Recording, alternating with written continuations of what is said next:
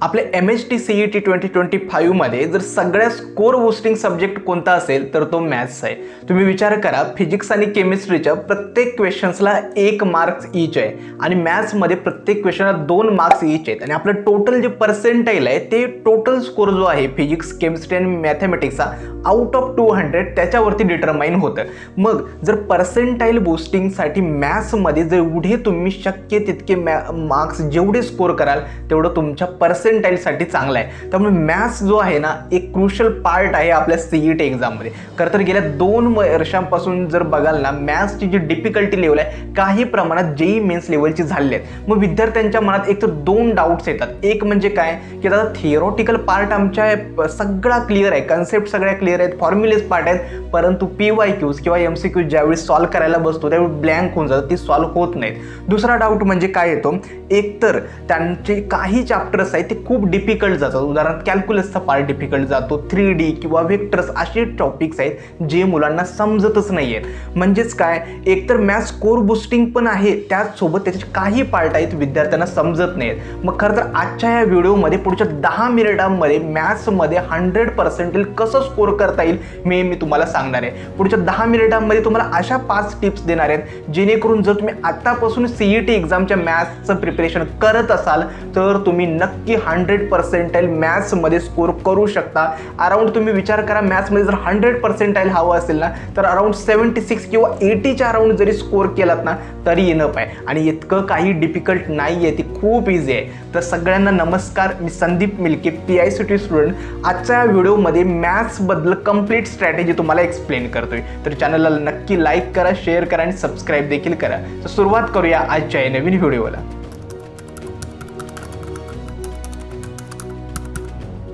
मॅथ्सचा score काय important आहे मी थोडक्यात सांगतो। तुम्ही विचार करा, आपल्या CET एक्झाममध्ये 120+ हा जो आहे ना हा आयडियल स्कोर आहे। म्हणजे 120+ जर तुम्ही मार्क्स स्कोर केलेत तर अराउंड 95 किंवा 96% तरी तुम्हाला आरामात मिळतात। आता मॅथ्समध्ये जर तुम्ही 60 स्कोर केलेत तर तुम्हाला फिजिक्स आणि केमिस्ट्रीमध्ये 60 स्कोर करावे लागतील। मग मॅथ्समध्ये 60 जर स्कोर करायचे असेल तर आपल्या 50 क्वेश्चन्सपैकी आपल्याला 30 क्वेश्चन्स असे असले पाहिजेत जे आपले बरोबर येणार आहेत। म्हणजेच काय, आपलं टार्गेट काय आहे तर सगळा सिलेबस कव्हर करून आउट म्हणजे 50 आउट ऑफ 50 स्कोर करणं, क्वेश्चन सॉल्व्ह करणं नाही आहे, तर 50 पैकी आपल्याला फक्त 30 क्वेश्चन्स असे सॉल्व्ह करायचे आहेत जे बरोबर आहेत। कारण का मॅथ्समध्ये जर तुम्ही 60+ स्कोर केलात तर फिजिक्स आणि केमिस्ट्रीचा मिळून 60+ स्कोर केलात तर 120+ तुम्ही आरामात स्कोर करू शकता आणि हे काही डिफिकल्ट नाही आहे। त्यामुळे लक्षात ठेवा, फक्त मॅथ्समध्ये काय होतं, गेल्या 2 वर्षांचे जर PYQs बघाल तर लेंदी आणि टाइम कन्झ्युमिंग PYQs मॅथ्समध्ये येत आहेत, जे विद्यार्थ्यांना थोडं हेक्टिक होतं की ते कसे सॉल्व्ह करायचे कारण का टाइम जास्त कन्झ्युम करत होते। ठीक आहे, त्यामुळे मॅथ्समध्ये फक्त आपलं टार्गेट काय असलं पाहिजे, 60+ कसा स्कोर आपल्याला नेता येईल। ठीक आहे, आता स्टेप्स कोणकोणते आहेत। स्टेप नंबर 1 काय आहे तर 100% सिलेबस कंप्लीशन। आपण काय करतो मोस्टली जनरल विद्यार्थी की मॅथ्सचा एखादा टॉपिक मला डिफिकल्ट जातोय, कॅल्क्युलस डिफिकल्ट जातोय किंवा कोणतं तरी अजून कोणते टॉपिक्स असले, vectors, 3D, okay, line and plane, हे चॅप्टर्स डिफिकल्ट जातात म्हणून स्किप करतो। परंतु मॅथमॅटिक्स आणि केमिस्ट्री या 2 सब्जेक्टमध्ये रिस्क मुळीच घ्यायचे आहेत। शक्य तेवढा जास्तीत जास्त 100% सिलेबस कसा कव्हर करता येईल याच्यावरती फोकस करा। मॅथ्समध्ये कधी कधी काय होतं, समजा एखादा मला इझी टॉपिक येतो तर मॅट्रिक्स इझी टॉपिक आहे, त्याच्यामधून काय होतं डिफिकल्ट क्वेश्चन विचारला जातो। आपण कॉन्फिडंट असतो की माझा तो टॉपिक परफेक्ट झालाय, परंतु त्यावेळी जर डिफिकल्ट क्वेश्चन त्याच्यामधून विचारला त्यावेळी आपण गोंधळून जातो। हे सिच्युएशन सगळ्या बाबतीत होत नाही। आता उदाहरणार्थ इंटिग्रेशन सुद्धा भरपूर विद्यार्थ्यांना काय जातो तर डिफिकल्ट जातो, परंतु हा हाय वेटेज चॅप्टर आहे, याच्यामधून अराउंड 3 ते 4 MCQ हमखास येतात। आता त्या 4 MCQचं जर तुम्ही डिव्हिजन बघाल तर 1 इझी क्वेश्चन येणार आहे, 2 मॉडरेट येणार आहेत, 1 डिफिकल्ट येणार आहे। आपलं टार्गेट काय असलं पाहिजे, 1 इझी क्वेश्चन आणि 2 जे मॉडरेट क्वेश्चन्स आहेत, म्हणजे ह्या 3 क्वेश्चनचं आपलं टार्गेट असलं पाहिजे। ठीक आहे, भलेही डिफिकल्ट क्वेश्चन आपल्याला सॉल्व्ह नाही होऊ देत, परंतु ॲटलिस्ट इझी टू मॉडरेट जे क्वेश्चन्स आहेत ते आपण सॉल्व्ह करू शकतो ना। मग हे कधी होणार आहे, ज्यावेळी तुमचा 100% सिलेबस कव्हर असेल त्याच वेळी। त्यामुळे आता CETचे जेवढे काही 60 किंवा 65 दिवस शिल्लक आहेत याच्यामध्ये ट्राय करायचं की मॅथ्सचा एकही चॅप्टर तुमच्या हातून स्किप होता कामा नये।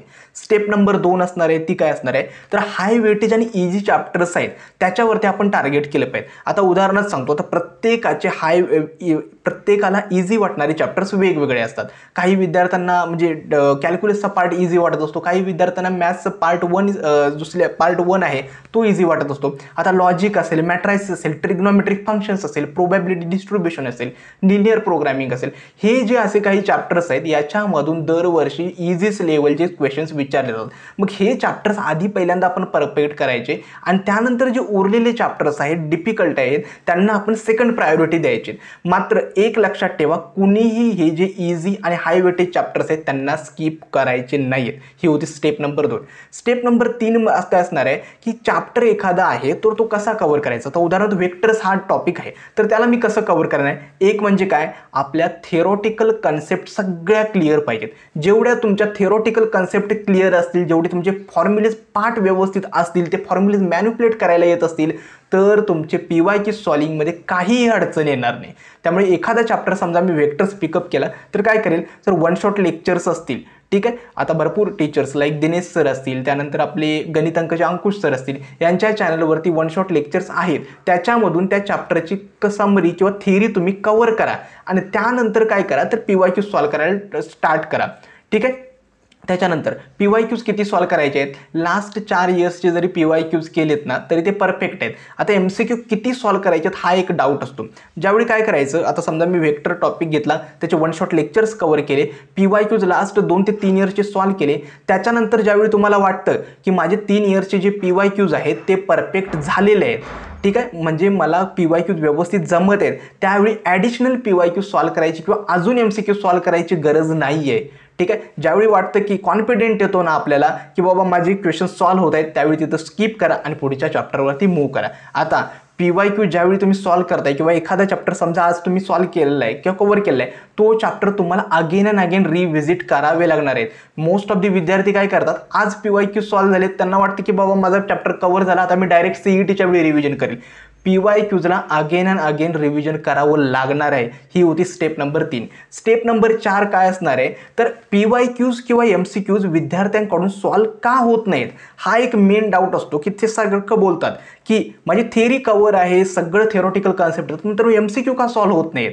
त्याचं कारण बाळांनो हे आहे की एक म्हणजे काय, तुमचं थिअरॉटिकल कन्सेप्ट क्लिअर नाही आहेत. ज्यावेळी तुम्हाला वाटतं की माझा चॅप्टर व्यवस्थित क्लिअर नाही आहे, थिअरॉटिकल कन्सेप्ट क्लिअर नाहीत, त्यावेळी तुम्ही काय करू शकता, एक म्हणजे काय, JEE लेवल्सची सुद्धा लेक्चर्स आहेत. आता उदाहरणार्थ मी माझ्या प्रिपरेशनच्या वेळी काय करायचो, तर नेहा अगरवाल नावाच्या टीचर्स आहेत, JEEसाठी शिकवतात, ठीक आहे, त्यांचे जे व्हिडिओ लेक्चर्स असायचे, वन शॉट लेक्चर्स, त्याच्यावरून मी माझी थिअरॉटिकल कन्सेप्ट क्लिअर करायचो आणि त्यानंतर मी MCQ सॉल्व करायचो. कारण का काय होतं की CET लेवलला ना इतक्या इनडेप्थमध्ये शिकवलेलं नाही आहे. मग JEE लेवलला कसं त्या कन्सेप्ट खूप चांगल्या पद्धतीने इलॅबोरेट केलेत, मग त्याच्यावेळी आपल्याला ते बेनिफिशियल होतं. दुसरं, PYQ सॉल्व करताना एक सवय मी लावून घेतली होती की टाइम बाउंडेड PYQ सॉल्व करायचो. म्हणजेच काय, कोणत्याही चॅप्टरवरचे, उदाहरणार्थ लाईन अँड प्लेन चॅप्टर घेतलं, त्याच्यावरचे मी 10 PYQ घेतले, तर 10 PYQसाठी मी समजा 25 मिनिट्सचा अलार्म सेट करायचा आणि त्यानंतर ते PYQ सॉल्व करायला जायचो. आता PYQ सॉल्व करत असताना काय करायचं,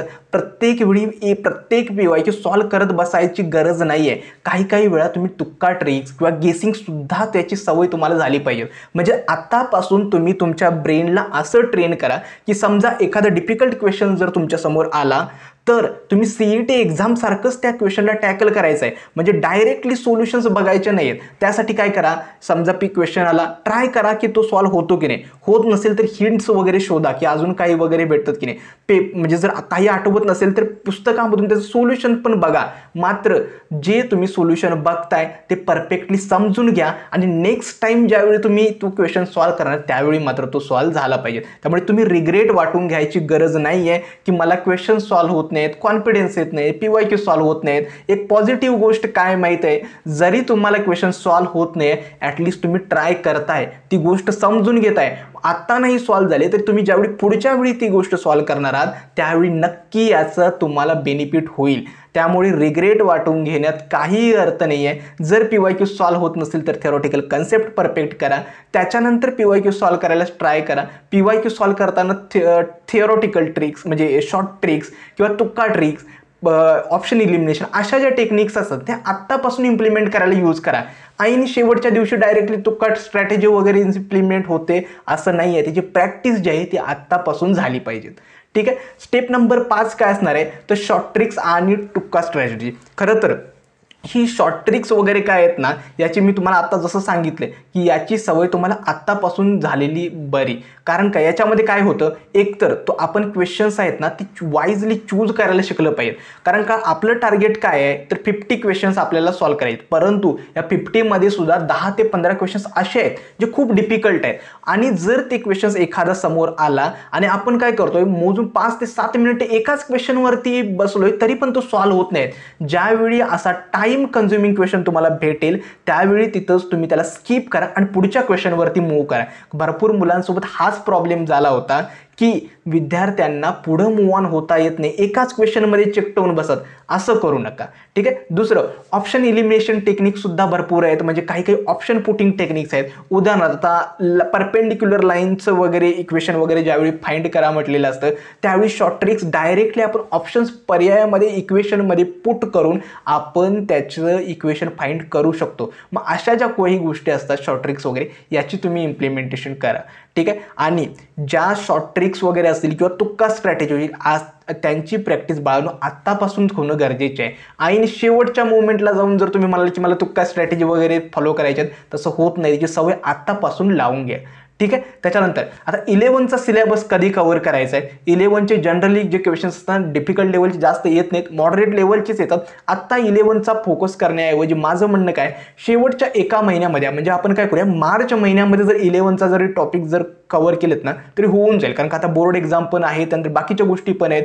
त्यामुळे मला काय वाटतं की शेवटच्या एका महिन्यामध्ये ना आरामात 11चे हाय वेटेज टॉपिक्स जे आहेत ना 11च्या चॅप्टर्समधून फक्त PYQs केलेत तरी इनफ येतात. 11मध्ये जास्त काही डीपली ते विचारत नाहीत, मॉडरेट लेवलचेच असतात. आणि शेवटची एक म्हणजे काय, आता आपल्याकडे वेळ जर इनफ असेल तर आपल्या क्लिअर ज्या कन्सेप्ट आहेत त्या आधी क्लिअर करा. कारण का ज्यावेळी तुम्हाला समजतं की कन्सेप्च्युअली तुम्ही परफेक्टली थेरी क्लिअर आहे ना त्यावेळी तुमचे नक्की MCQs किंवा PYQ सॉल्व्ह होतील. आणि मॅथ्समध्ये सगळ्या गोष्टी आहेतच, परंतु त्यासाठी गरजेची आहे तुमची बाळांनो प्रॅक्टिस. जेवढी शक्य असेल तेवढी जास्तीत जास्त तुम्ही प्रॅक्टिस करा. जेवढे जास्त MCQ सॉल्व्ह कराल ना तेवढं जास्त CET लेवलची प्रिपरेशनची सुरुवात आत्तापासून होईल. त्यामुळे प्रॅक्टिस हाच मॅथमॅटिक्ससाठी शॉर्टकट आहे हा समजा तुम्ही, ठीक आहे. आणखीन एक शेवटची गोष्ट सांगायचं आहे की भलेही MCQ सॉल्व्ह होत नाहीत, PYQ सॉल्व्ह होत आहेत म्हणून कुणीही रिग्रेट करायचं नाही आहे, ठीक आहे. त्या PYQ सॉल्व्ह होत नसतील तर त्या PYQचे सोल्युशन बघा, समजून घ्या. नेक्स्ट टाइम ज्यावेळी तुम्ही व्हिजिट करणार आहात ना त्यावेळी परत ते एकदा तुम्हाला सॉल्व्ह झाला पाहिजे, ठीक आहे. आय होप तुम्हाला हा व्हिडिओ समजला असेल. अजून कोणत्या नवीन टॉपिकवरती जरी व्हिडिओ हवा असेल ना ते देखील मला कमेंट सेक्शनमध्ये कळवा. आजचा हा व्हिडिओ मी येथेच थांबवतो.